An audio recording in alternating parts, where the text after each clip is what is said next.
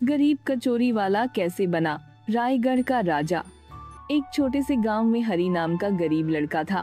हरी का उसकी माँ के सिवा इस दुनिया में कोई नहीं था, लेकिन हरी की माँ के हाथ में जादू था। वो कुछ भी बनती तो वो इतनी स्वादिष्ट लगती कि लोग उंगली चाटते रह जाते। हरी बहुत मेहनती था। हरी का खुद का खेत था, लेकिन फसल उगाने के लिए पैसे नहीं थे। तभी एक दिन प्रधान उसके घर पर आता है। हरी, तुझे 3 महीने दिए थे। जो तूने मुझे उधार लिया था वह तूने मुझे अभी तक नहीं दिए। मुझे मेरे पैसे चाहिए, वह भी ब्याज के साथ, समझा? इस बार थोड़ी मुश्किल है मालिक। मेरे खेतों में फसल नहीं हुई। अभी मेरे पास कुछ करने के लिए काम भी नहीं है। मुझे थोड़ी और मोहलत दे दीजिए आपका कर्ज चुकाने के लिए। भाई देख, अब मुझे कुछ नहीं सुना। अगले महीने में इसी तारीख को आऊंगा अपने पैसे लेने के लिए। अगर तूने मेरा पैसे नहीं दिए, मैं उसी समय तेरा जमीन पर कब्जा कर लूंगा। इतना कहकर प्रधान वहाँ से चला जाता है। तो फिर हरी अपनी माँ को कहता है, माँ, अब मैं क्या करूँ? इतने कम समय में पैसे कैसे चुकाऊंगा? भगवान कोई कोई रास्ता जरूर निकालेगा बेटा। हरी की माँ टूटी फूटी रसोई में बैठकर कचौरी बना रही थी, जिसकी महक आसपास तक फैल गई। माँ, आज तो गजब की खुशबू आ रही है। लगता है कचौरियाँ बन रही है। यह कह के हरी कचौरियाँ उठाने लगता है। तभी उसकी माँ टोकती है, पगले अभी गरम है, मुंह जल जाएगा। थोड़ी देर ठहर जा, फिर खाने को दूंगी। इतने में दरवाजे पर पड़ोसन दीपा आई। आज क्या बना रही है रे? महक तो पूरे मोहल्ले में फैल गई है। मुझे तो कचौड़ी की खुशबू आ रही है। हाँ दीपा चाची, माँ कचौरियाँ बना रही है और माँ के हाथों में जादू है कि एक बार खाओगे तो भुला नहीं पाओगे। अरे हाँ हाँ, ये बात तो पूरे गांव को पता है। मुझे भी एक कचौरियाँ दे दे बहन, मुंह में पानी आ रहा है। अरे क्यों नहीं दीदी, आइए बैठिए ना। दीपा आकर बैठ जाती है, जिसके बाद राहुल की माँ एक प्लेट हरी को और एक प्लेट दीपा को कचौरियाँ परोस देती है। वाह, क्या स्वाद है। पेट भर जाता है लेकिन मन नहीं भरता। हाँ हाँ, तू ठीक कहता है। ऐसी कचौरियाँ मैंने बड़े बड़े ढाबे पर भी नहीं खाया। ऐसा स्वाद है जैसे किसी जादुई नगरी से आया हो। माँ, एक बात कहूँ, क्यों ना हम कचौरियाँ बना के इसका व्यापार शुरू करें? आप घर में कचौरियाँ बनाना और मैं बाजार में जाकर बेचा करूँगा। मुझे पता है कि सारी कचौरियाँ चुटकी में बिक जाएंगी। बेटा यह सब इतना आसान नहीं होता, इसके लिए बहुत सारा पैसा चाहिए। यह कौन सी बड़ी बात है? तू मुझसे पैसे ले ले। तू अगर कचौरी का व्यापार करेगी तो हमें ही तो फायदा होगा। रोज रोज तेरे हाथ का स्वाद खाने को मिलेगा। अरे नहीं, व्यापार नहीं चला तो मैं आपके पैसे कैसे लौटाऊंगी? अरे कितना संकोच करती है। और ऐसा तो हो ही नहीं सकता कि तू कचौरियाँ बनाए और उसे कोई ना खरीदे। हाँ माँ, और देखो ना, दीपा आंटी भी खुद हमारी मदद कर रही है। तो क्यों ना आजमा के देखा जाए, क्या पता इन कचौरियों से हमारा किस्मत बदल जाए। अगली सुबह सूरज की पहली किरणों के साथ ही वो उठ गई। उसने कचौरियाँ तैयार की और सुंदर सी टोकरियाओं में सजाई और हरी से कहा, बेटा ये ले, सारी कचौरियाँ तैयार है, तू ध्यान से ले जाना, गिरा मत देना। माँ तुम देखना, कुछ ही देर में मैं टोकरी खाली करके लौटूंगा। हरी पूरे जोश के साथ गांव की गलियों में घूमने लगा। आओ भाई आओ, गर्मा गर्म माँ के हाथों की कचौरियाँ खा लो। एक बार खाओगे बार बार आओगे। आओ भाई आओ। लेकिन हरी ने देखा कि उसकी कचौरियाओं की तरफ तो कोई ध्यान ही नहीं दे रहा है, बल्कि लोग मोमोज और बर्गर वाले के ठेले की तरफ जा रहे थे। चलो चलो मोमोज खाने चलते हैं, नया बर्गर ठेला खुला है, चलो वहाँ कुछ अच्छा खाते हैं। यह देख हरी बहुत उदास हुआ। उसने कई घंटों तक अपनी कचौरियां बेचने की कोशिश की, गलियों में, चौक पर, यहाँ तक कि स्कूल के बाहर भी, पर हर जगह लोग आधुनिक खाने की ओर भाग रहे थे। धीरे धीरे शाम ढलने लगी। थकाहारा, मायूस और सिर झुकाए घर लौट आया। दरवाजे पर चिंता में डूबी माँ खड़ी थी। हरी ने टोकरी उतारी जिनमें अब भी सारी कचौरियां उभरी हुई थी। क्या हुआ बेटा, कचौरियाँ नहीं बिकी? माँ, हमारी कचौरियाँ किसी को नहीं खरीदना। अब तो जमाना बदल गया है, सबको मोमोज और चाइनीज बर्गर खाना है। भला हमारी कचौरी कौन खाएगा? कोई बात नहीं बेटा, गिर के फिर उठना। असली बहादुरी वही है। और आज तो पहला दिन है, व्यापार चलने में समय लगता है। हरी की आंखों में आंसू थे, लेकिन माँ की बातें सुनकर उसमें फिर से एक हल्की सी उम्मीद की किरण जग गई। अगली सुबह उसने फिर से वही कचौरियाँ बनाई, उन्हें टोकरियों में सजाया। इसके बाद हरी उसे लेकर बाजार की ओर चल दिया। लेकिन आज फिर वही हाल था जो कल हुआ था। सुबह से दोपहर हो गई, लेकिन कोई भी कचौरियाओं की तरफ देख भी नहीं रहा था। बस मोमोज और बर्गर पर टूटे जा रहे थे। तभी उसके दिमाग में एक चतुराई भरी तरकीब आई। वह उठा और बाजार के बीच खड़ा होकर जोर जोर से चिल्लाने लगा।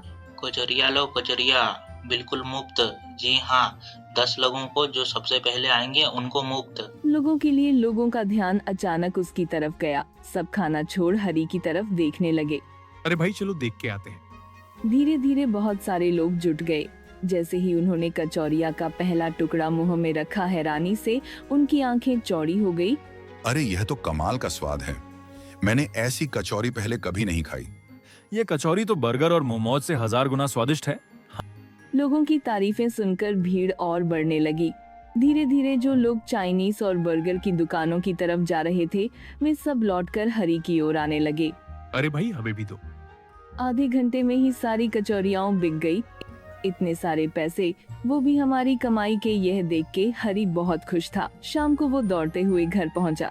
माँ, सब बिक गया, यह देखो कितने पैसे मिले। भगवान ने सुन ली हमारी। मुझे तो लगा था आज भी ग्राहक नहीं मिलेंगे। माँ, ऐसी भीड़ लगी कि पल भर में सारी कचौरियाँ बिक गई। हरी की माँ अब हर रोज सुबह जल्दी उठकर कचौरियाँ बनाती और हरी तैयार होकर टोकरियाँ सिर पर रखकर बाजार जाता। शाम को जब लौटता तो पूरी टोकरी खाली मिलती।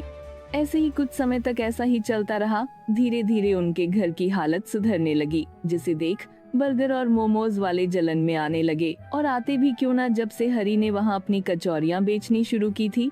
इनके ठेले पर ग्राहक ही नहीं आते थे, सबको बस राहुल की कचौरियाँ ही खानी थी। ये ससुरा हरी हमारा धंधा ही बंद कर दिया। सही कह रहे हो, सारा धंधा ही चौपट कर दिया है। पहले कितना व्यापार होता था और अब तो खाने के भी लाले पड़ने लगे हैं। इसका तो कुछ करना पड़ेगा। मैं करता हूँ भाइयों, कल से ये कचौरी वाला यहाँ नहीं दिखेगा। अगले दिन हरी हमेशा की तरह मुस्कुराता हुआ अपनी टोकरियों के साथ बाजार जा रहा था। तभी 4-5 हट्टे कट्टे लोग उसे चारों तरफ घेर कर खड़े हो गए। हरी घबरा गया। ए छोरे, आज तो तू गया, इतने समय से हमारा व्यापार बर्बाद करके हमें सड़क पर ला दिया। अब तुझे नहीं छोड़ देंगे। इतने में उस आदमी ने उसे धक्का दे दिया। टोकरियां जमीन पर गिरा दी और कचौरियां मिट्टी में मिल गई।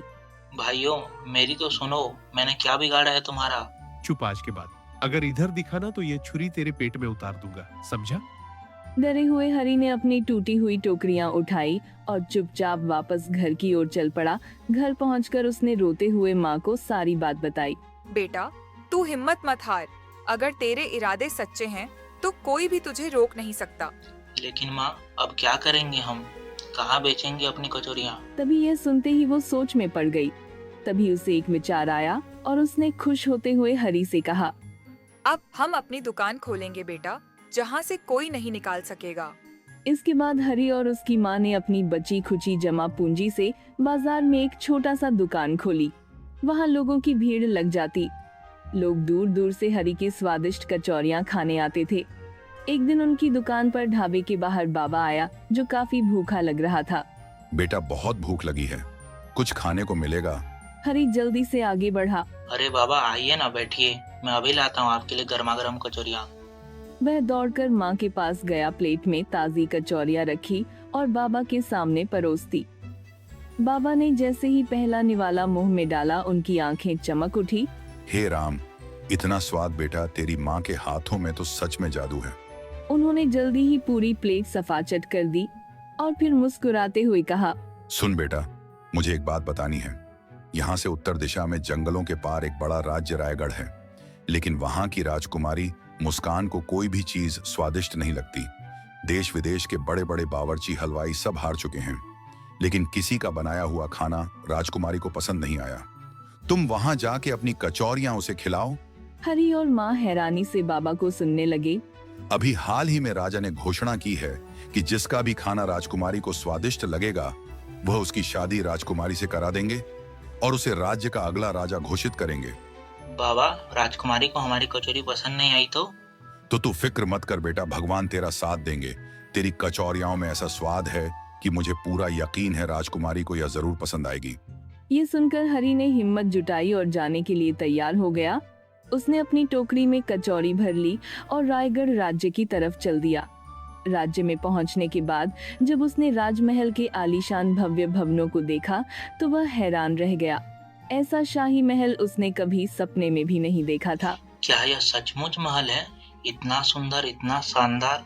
हर चीज बिल्कुल जादू लग रही है, जादू। उसने खुद को संभाला और दरवाजे के पास एक सैनिक से कहा, मैं राजकुमारी के लिए कचौरियाँ लाया हूँ, क्या आप मुझे उन तक ले जाएंगे?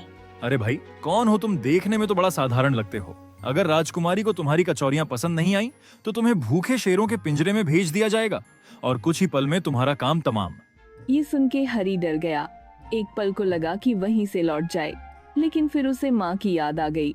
उसने सोचा, माँ ने इतने विश्वास से मुझे यहाँ भेजा है, मैं ऐसे लौट नहीं सकता। कोई बात नहीं, मैं फिर भी तैयार हूँ। आप मुझे एक बार राजकुमारी से मिलवा दो, मैं उनको अपनी कचौरियाँ चखा सकूँ। जब खुद ही मरना चाहते तो चलो ले चलता हूँ राजकुमारी के पास। राजकुमारी मुस्कान कमरे में बैठी हुई अपनी दासी से कह रही थी, आज फिर से खाने का कोई स्वाद नहीं है। मुझे कुछ ऐसा चाहिए जो दिल और पेट दोनों को संतुष्ट कर दे। पता नहीं ऐसा खाना दुनिया में बना भी है या नहीं। इतने में हरी धीरे धीरे कचौड़ी का टोकरा लेकर राजकुमारी के पास पहुंचा। राजकुमारी, यह खास कचौरियाँ आपके लिए, कृपया इन्हें चखें। कचौरियाँ तो सिर्फ एक साधारण नाश्ता है और मुझे नहीं लगता कि इसमें भी कुछ स्वाद आने वाला है। इतने में दासी ने राजकुमारी को कहा, मुझे भी लगता है कि इसे एक मौका देना चाहिए। राजकुमारी, कभी कभी जो साधारण दिखता है वही सबसे खास होता है। ये सुनकर राजकुमारी ने एक कचौरी उठा ली, लेकिन जैसे ही उसे खाया उनकी हैरानी का ठिकाना नहीं रहा। यह इतनी स्वादिष्ट कचौरी, ऐसी कचौरी मैंने कभी नहीं खाई। क्या आपको सच में मेरी कचौरियाँ पसंद आई? मुझे यह बहुत स्वादिष्ट लगी। क्या मैं कुछ और कचौरी ले सकती हूँ? लीजिए ना, लीजिए, ये सारी कचौरियाँ आपके लिए ही है। यह कहते हुए हरी ने पूरी टोकरी राजकुमारी की तरफ बढ़ा दी। राजकुमारी पागलों की तरह उन कचौधियों पर टूट पड़ी।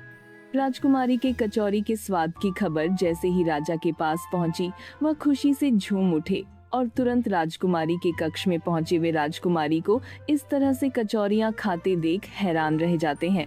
अरे ये तो कमाल हो गया राजकुमारी, तुम्हें यह कचौरी इतनी पसंद आई? जी पिताजी, मैंने अपने जीवन में इतना स्वाद कभी महसूस ही नहीं किया। आप भी चक्कर देखिए ना। फिर राजा ने धीरे से कचौरी का एक टुकड़ा उठाया, मुंह में रखा और फिर उसकी आंखें आश्चर्य से फैल गई। वाह, ये तो सच में अद्भुत स्वाद है। इसीलिए मैं आज पहली बार अपनी बेटी को इतनी तृप्ति से खाते देख रहा हूँ। यह नजारा मेरे लिए अनमोल है। फिर कुछ देर बाद उन्होंने सबको दरबार में बुलाया। सभी दरबारियों मैंने ऐलान किया था कि जो व्यक्ति मेरी बेटी के स्वाद को संतुष्ट करेगा, मैं अपनी बेटी का हाथ उसे दूंगा। इसलिए मैं अपनी बात कायम रहते हुए अपनी बेटी और इस राज्य की राजकुमारी का विवाह हरि के साथ घोषित करता हूँ। ये सुनते ही दरबार में एक पल को सन्नाटा छा जाता है। आज से हरि इस राज्य के राजा होंगे। मैं अब राज्य के कार्यभार से मुक्त होकर विश्राम करूंगा। फिर सब तरफ तालियों और खुशियों की गूंज फैल जाती है। ऐसे ही एक साधारण सा कचौरी वाला रायगढ़ राज्य का राजा बन गया। अगर आपको ऐसे ही वीडियो देखना है तो हमारे चैनल को सब्सक्राइब कर दीजिए। जय श्री राम।